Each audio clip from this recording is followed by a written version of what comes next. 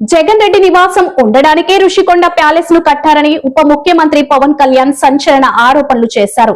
రుషికొండపై Jagan mafia దందాలు చేసిందని ఆరోపించారు. రుషికొండ టూరిజం రిసార్ట్ ను తన స్వలాభం కోసం జగన్ వాడుకున్నారని విమర్శించారు పవన్ కళ్యాణ్.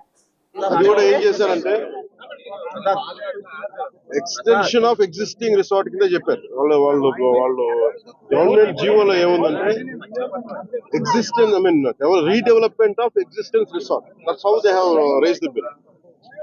దాంట్లో 2 బ్లాకులే పెట్టారు. ఫస్ట్ వాళ్ళు పెట్టింది ఏంటంటే 7 బ్లాక్స్ లో బడ్జెట్ ఒకదానికి 90 పైన, ఇంకో దానికి 70 పైన, 2 ఫేజెస్ లో ఇంతే. వాళ్ళు స్టార్ట్ చేసినప్పుడు 164 కోట్ల రూపాయలు, 164 కోట్ల రూపాయలతోటి 7 బ్లాక్స్ ప్లాన్ చేశారు. కట్టేటప్పటికి అది ఆ 7 బ్లాక్స్ గా పూర్తి చేయాలి. 4 బ్లాకులకి అంటే మనం చూస్తే 4 బ్లాక్ అంటే బిల్డింగ్ కాదు, residential block is 1, CMO office is 1. ఇవన్నీ కూర్చొని అలాగా వాళ్ళు 7 బ్లాకులు ప్లాన్ చేసుకుంటే 4 బ్లాకులే కట్టారు. 7 బ్లాకులకి వాళ్ళు ప్లాన్ చేసినప్పుడు 92 కోట్లు ఫస్ట్ ఫేజ్, రెండో ఫేజ్ 53 కోట్లు. సో రెండు కొంచెం అటు ఇటుగా పెడితే 160 కోట్ల పై చిలుకు వాళ్ళ ఒరిజినల్ ప్లాన్. అది ఏదైనా సరే ఇంకో చోట పైకి వెళ్ళిందంటే ఒక 2 అవుతుంది. కానీ ఇది 454 కోట్లు అయింది. Not even for the entire 7 blocks, it is only 4 blocks.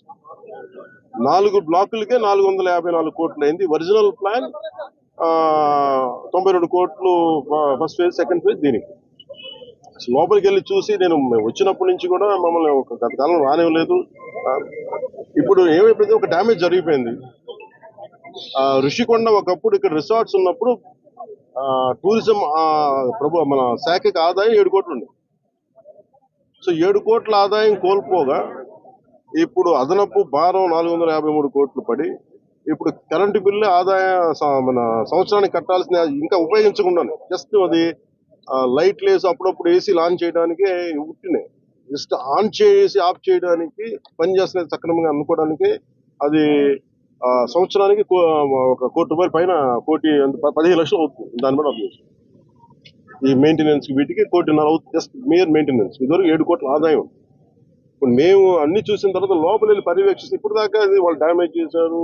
ఈ టాయిలెట్స్ ఎన్ని కోట్లు, టబ్బు ఇవన్నీ ఇంకా అయిపోయినాయి, ప్రజల్లోకి వెళ్ళిపోయినాయి. ఇప్పుడు మా కుటుంబ ప్రభుత్వం నుంచి మేము పిఎస్సి చైర్మన్, మన సివిల్ సప్లైస్ మినిస్టర్ మనోహర్ గారితో, టూరిజం శాఖ మంత్రివర్గంతో అందరితో కూర్చున్నప్పుడు, నాతో అంటే జనసేన సభ్యులతో కూర్చున్నప్పుడు, గౌరవ శాఖ సభ్యులతో కూర్చున్నప్పుడు జరిగిన డ్యామేజ్ జరిగిపోయింది.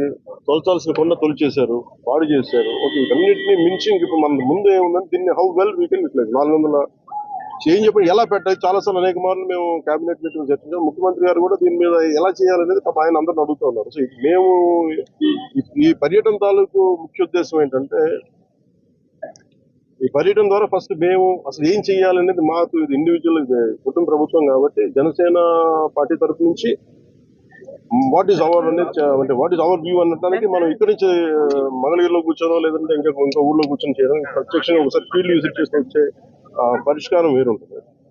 సో లోపలికి వెళ్ళి కూర్చొని మేము చూస్తున్నప్పుడు పెచ్చులు ఊడిపోతా ఉన్నాయి. ఆ సీఎంఓ ఆఫీస్ బ్లాక్ లో ఆల్మోస్ట్ వాళ్ళు ఎవరు పేషీలో కూర్చునే ఆ పైకప్ పడిపోయింది, నీళ్లు లీక్ అవుతున్నాయి. ఇది 2 చేయాలి. ఒకటి, బిల్డింగ్స్ అన్ని సేఫ్టీ ఆడిట్ జరగాలి, అదొక చర్చించాం. 2, అసలు దీని ఎట్లాగా సేఫ్టీ ఆడిట్ జరిగిన వెంటనే ఎట్లా దీని ఆదాయ మార్గాలు పెంచాలి. మీరు ఎవరైనా సరే వ్యాపారం చేద్దాం అనుకున్న వాళ్ళు కూడా ఇలా గత ప్రభుత్వం ఏం చేసింది, అది వాళ్ళ ముఖ్యమంత్రి కార్యాలయం కింద, వాళ్ళ నివాసం కింద, వారి కుటుంబ నివాసం కింద పెట్టారు. మనం ఆలోచిస్తుంది ఏంటంటే ఇది ఆదాయం, ఇది టూరిజం శాఖ ప్రాపర్టీ. ఇది should remain as Andhra Pradesh government ప్రాపర్టీగా ఉండాలని మా అందరి కోరిక. దట్స్ వాట్ ఒక 4 రెజల్యూషన్ తీసుకున్నాం. ఒక ప్రైవేట్ వ్యాపారం ఎవరైనా సరే 1 కోటి రూపాయలు పెట్టుబడి పెడితే కనీసం ₹1 ఆదాయం రావాలనుకుంటారు. దీని మీద 453 కోట్ల రూపాయలు పెట్టుబడి పెట్టి కనీసం ముందస్తుగా ఏం చేయాలి, అసలు బ్రేక్ ఈవెన్ ఎప్పుడు అవుతుంది, ఇది ఆదాయం ఎప్పుడు మారుతుంది అనేది ఏం చెప్పంటే, మన మైస్ అనేది ఒక యాక్రోనిమ్ చెప్పారు. ఏంటంటే MICE acronym meetings, incentives, exhibition and conference.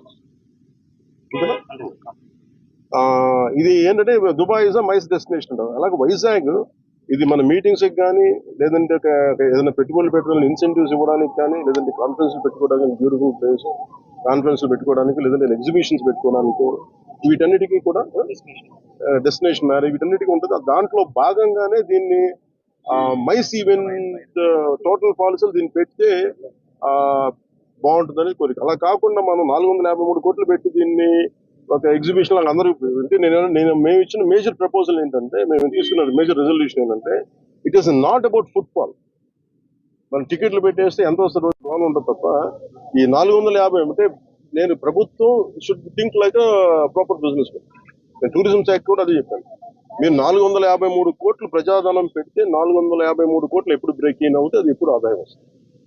ప్రభుత్వం నుంచి తీయడం కాకుండా అందుకని దీన్ని డెస్టినేషన్ మీటింగ్స్ లేదంటే అన్ని కలిపి ఈవెంట్ చేయాలి. దీని మీద కూర్చోబెట్టి ఇమీడియట్ గా దీన్ని ఈ వింటర్ లోపు దీన్ని ఒక నిర్ణయం తీసుకున్నాక. ఎందుకంటే నాకు ఈ టెండర్స్ ఎలా చేస్తారో నాకు తెలియదు, నాకు అవగాహన లేదు కాబట్టి దాని మీద అందరూ కూర్చొని చర్చించమని చెప్పారు. ఇది మేము గౌరవ ముఖ్యమంత్రి గారికి దీన్ని మా రెజల్యూషన్ తెలియజేస్తాం. అది ఎందుకంటే వాళ్ళు కూడా మన ముఖ్యమంత్రి గారు కూడా ఏమంటారంటే చాలా సార్లు మీరు ఏదైనా ఒక ప్రపోజల్ తోటి ఒక సలహాతో రండి మేము తీసుకెళ్తామని అనేక పర్యాలు కేబినెట్ మీటింగ్ చెప్పచ్చు. దాంట్లో భాగంగా మేము ఇక్కడికి వచ్చి కూర్చొని ఇది కుటుంబ ప్రభుత్వం జనసేన ప్రపోజల్ గా దీన్ని ఎలా చూస్తున్నాం అనేది వారికి తెలియజేస్తాం. అలాగే మనోహర్ గారు మన సూచన ఏంటంటే దుర్గేష్ గారు కూడా వెంటనే మాట్లాడుతుండగా ముందు వెంటనే దీన్ని మెయింటెనెన్స్ చేయించాలి. ఎందుకంటే